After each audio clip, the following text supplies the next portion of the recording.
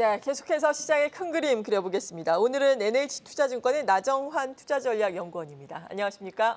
네, 안녕하세요. 네, 최근 달러화에 대한 원화 환율이 급격하게 내려왔습니다. 한 1,306원대에서 오늘 같은 경우에는 보자면은 전거래일보다 2원 정도 하락한 1,264원대까지 내려온 상황인데 앞으로의 향후 방향성은 어떨지 이에 따른 외국인의 수급은 어떨 것으로 예상을 하고 계시는지 궁금하거든요. 네네네. 우선 원달러 환율 자체가 내려간 거는 달러 약세가 계속 이루어지고 있기 때문이다라고 보시면 되는데, 순환적으로 봤을 때는 미국 그리고 비미국 국가 간의 금리 차이가 계속 축소되는 방향으로 가고 있기 때문에 단기적으로 봤을 때 달러 지수의 하락 전망은 좀 유효하다라고 생각이 되고 있습니다.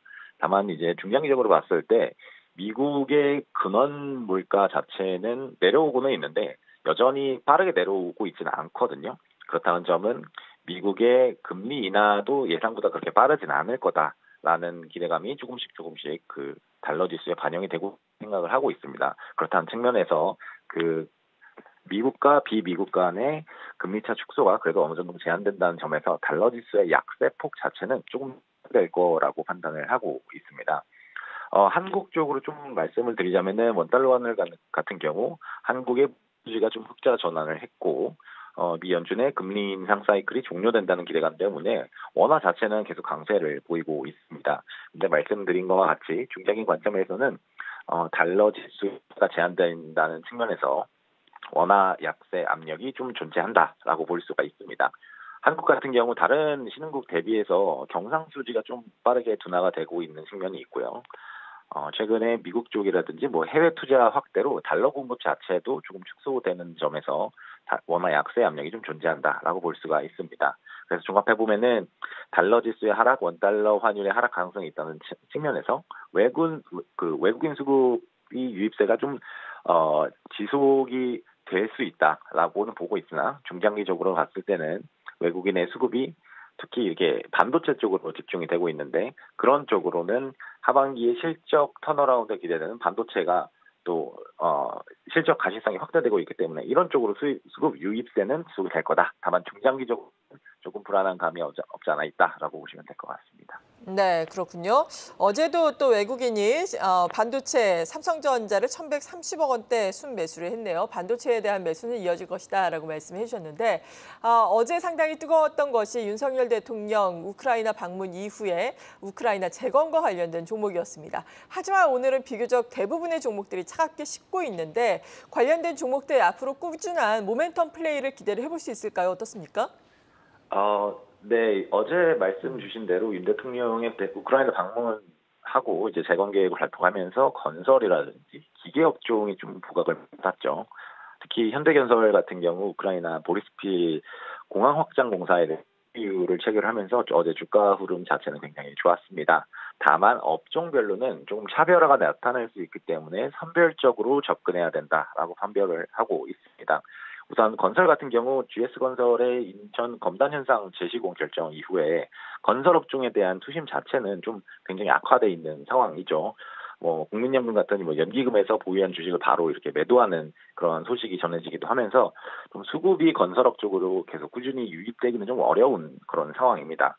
게다가 최근에 체결되고 있는 프로젝트들이 좀 약간 초기 단계이거든요. MOU 정도 체결하는 단계이기 때문에 건설의 모멘텀은 조금 지켜봐야 된다는 관점이고요. 반면에 기계업종 같은 경우는 투자 센티멘트 굉장히 좋습니다. 우크라이나 재건뿐만 아니라 그 미국의 인프라 프로젝트 수요가 좀 존재하기 때문에 미국향 수출이 생각보다 견조하거든요. 이외에도 미국 주도의 공급 때문에 인도 쪽에서 건설 수요가 이렇게 존재하기도 하기 때문에 건설 수요 자체는 계속 괜찮다. 수출 자체가 계속 잘 나오고 있기 때문에 괜찮다라고 생각을 합니다. 따라서 우크라이나 재건 플러스 다른 투자 모멘텀이 존재하는 기계 업종에 대해서는 좀 긍정적으로 판단을 하고 있습니다. 네. 그리고 오늘 단연 시장에서 또 눈에 띄는 종목은 에코프로가 되겠습니다. 시각 현재 9.8% 오름세고요. 시가총액 1위가 코스닥 시장에서 됐습니다. 에코프로 BM을 필두로 해서 앞서서도 저희가 쭉 설명을 드린 것처럼 2차 전지와 관련된 종목들이 다시금 오늘 주가 급등을 하고 있는 상황입니다. 요즘 주가의 흐름을 보자면은 달리는 말에서 섣불리 내리면 안 된다라는 생각이 드는데 2차 전지주는 어떻게 보십니까? 2차 전지 연초 이후에 굉장히 강했고 5월달, 6월달 잠시 쉬어가는 듯 했으나 최근에 다시 말씀 주셔가고 있죠.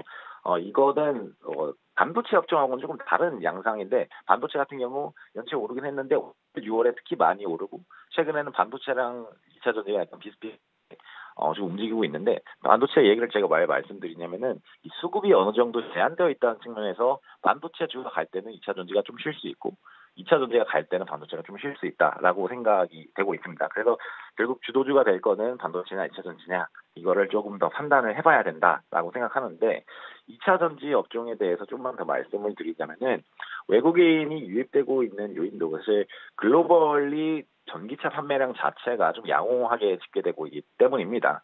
테슬라 같은 경우 저번에 2분기 그 전기차 인도량 자체가 시장 컨센서스를 상회를 했었죠. 그리고 이는 자동차 가격 인하이고 그래서 2차 전지 업종 관점에서는 전기차 보급률 자체가 이렇게 높아지고 이런 게 이제 매출 성장률이 나오는 이유이기 때문에 오늘 같은 경우에도 어제 테슬라의 그 사이버트럭 이슈도 있었지만 포드에서 전기차 가격 F150의 가격을 내리겠다라고 발표를 하면서 이 전기차 보급에 굉장히 신경을 많이 쓰고 있는 그런 상황입니다. 그래서 2차 전지 같은 경우 전기차가 보급률이 높아지면서 거기에 들어가는 전기차가 2차 전지 배터리가 많아질수록 성장이 이루어지는 그런 업종이기 때문에 2차 전지의 구조적인 성장 때문에 주가가 조정을 받을 수는 있으나 이거는 이게 급격하게 또 떨어지거나 그런 사태는 좀 발생하지 어렵지 않을까라고 생각을 좀 하고 있습니다. 네. 그리고 어제 중국의 경제 지표들 상당히 좋지 않았습니다. 경제 지표가 좋지 않게 나올수록 중국 경기 부양에 대한 기대감은 커지기 마련인데 워낙에 올해 들어서 좀 실망을 해서인지 여기에 거는 기대감이라고 해야 될지 혹은 또 여기에 대한 매력이라고 해야 될지 이런 부분은 다소 떨어진 것 같아요. 어떻게 판단을 하십니까? 네, 말씀 주신 대로 중국에 대한 기대감 자체가 연초 이후에 굉장히 컸었는데 그 경기 부양책에 대한 그 규모라든지 지속 가능성 이런 거에 대한 좀 실망감 이런 게 좀 존재한다라고 보고 있습니다. 어제 그 2분기 GDP에 대해서 말씀을 좀 드리자면 최근 미국 주도의 공급망 재편이 이루어지면서 중국 교역에 미치는 영향이 좀 가시화된 게 아닌가라고 생각을 합니다. 품목적으로 보면은 좀 이제 러시아향 수출이 증가를 했는데 중국 전체 수출에서 30%를 차지하는 미국과 EU향 수출이 좀 부진했고요. 미국향 최대 수출국도 좀 17년 만에 중국에서 이제 멕시코로 바뀌었거든요.